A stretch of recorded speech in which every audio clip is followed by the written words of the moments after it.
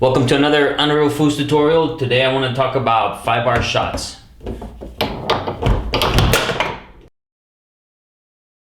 The first thing I'm going to do is just show you some 5-bar shots, the more common ones, and then after that I can talk about when you should try to use one and when you shouldn't.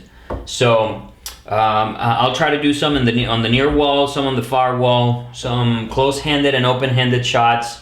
And then after that, you can try the different types and see how you can incorporate that into your game. But I will mention that I typically like to do close-handed 5-bar shots just because I typically mix it in with my 5-bar series, and it's easier for me to basically go into my passing series and fake, and then go into a shot right off of that passing setup. And it's easier for me just to do a quick flick of the wrist when I'm hitting a 5-bar shot, like just going like that rather than doing an open-handed one. But the open-handed 5-bar, it's actually it's sort of a mean shot. If you can hit it, it's pretty cool. So it is good to also try it.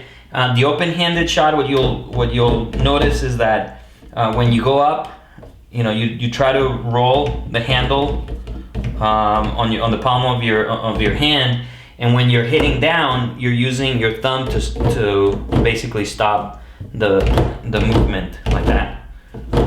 So you're going like that. So if you're able to hit it, you can you're gonna hear a sound like that. So it's pretty good.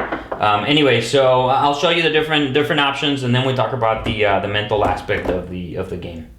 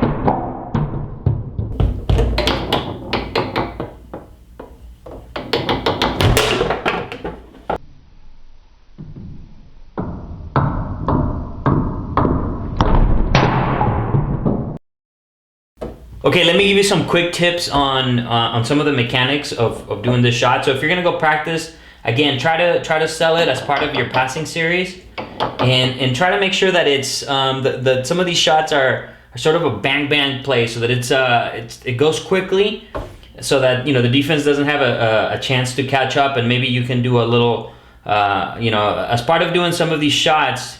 What sells it is the fact that you do a quick movement, which sometimes may cost the defense to react to a certain hole, maybe go to the wall, and then that'll open up a big lane. So doing that, try to execute it as quickly as you can. But in terms of the mechanics, is as soon I'm going from here to here, and I'm basically, as soon as it hits this guy, I'm already kind of getting ready to hit it. But with the close-handed grip, you know, one of the things you can do to practice, even if it's not quickly, just try to do some of these tic-tacs like that. And try to go down and quickly, you know, a quick flick.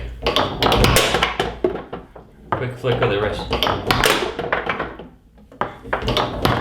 So just keep practicing this, especially like if you practice off of a standstill like that. So just keep trying to do that.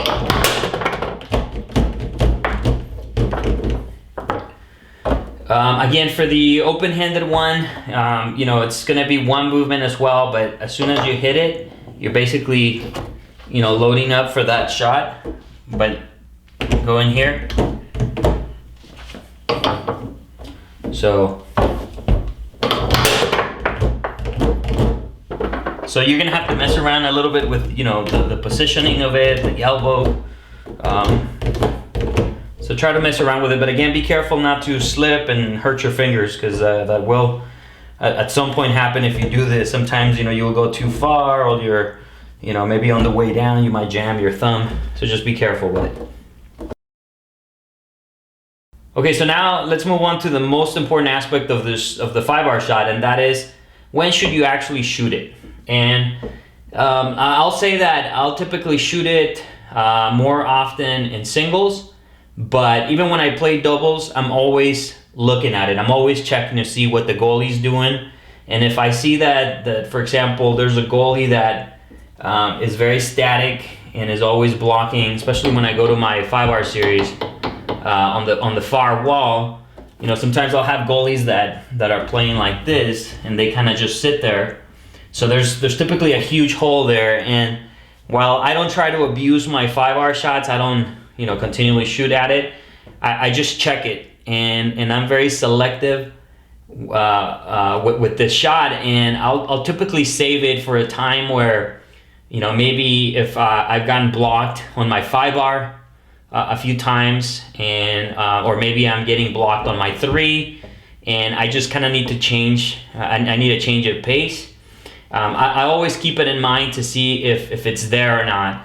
And because a lot of times it's, you know, if I've been going to my firewall series, the defender's typically going to be, you know, in that mindset, and they're not really going to be looking for the 5-bar shot, especially if I haven't shot one in, you know, in a game or two.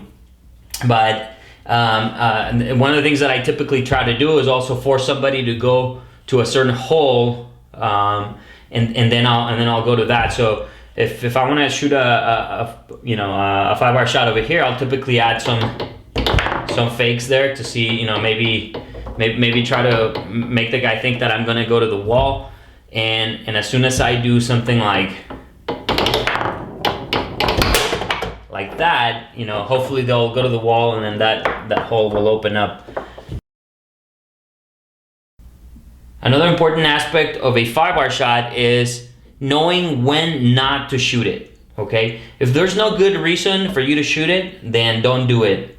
And what that means is that if you've been passing fairly well in your 5-bar and scoring fairly well with your 3-bar, then you should really continue that, because that's your higher percentage option.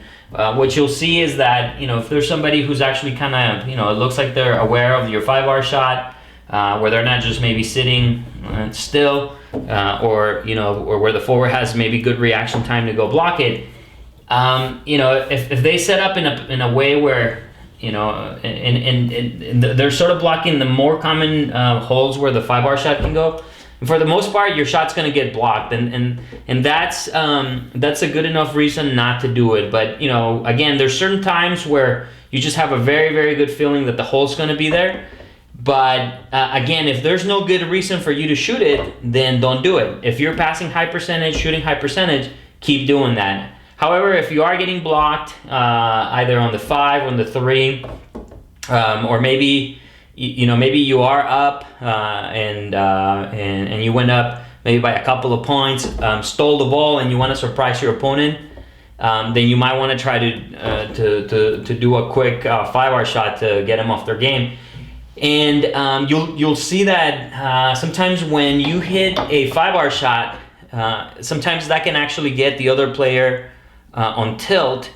And the next possession, as soon as they get the ball back, they'll try to do a 5R shot on you. It's unbelievable how many times that happens, but it just seems to be that the kind of like the 5R shot gets under people's skins if you hit it on them. And so if the other player has a decent 5R shot, you can expect that they'll try to they'll at least look at it, or they'll try to do it on you next time, just to, I don't know, kind of get back at you. So that's another time, if you're able to successfully hit a shot, always tell yourself, okay, this person might want to shoot a 5R shot on me. You might be able to just bait them into actually trying to shoot it, and then maybe swinging and trying to stuff that shot back into their own goal. But just keep that in mind. But again, it's very important to know when not to do it. So part of this, the 5R shot, is really experience and knowing when you should do it and when you shouldn't do it. So I hope this helps. Send me some comments. Let me know if you have some questions on how to execute some of these shots and when to do it, something I didn't cover. Thanks a lot.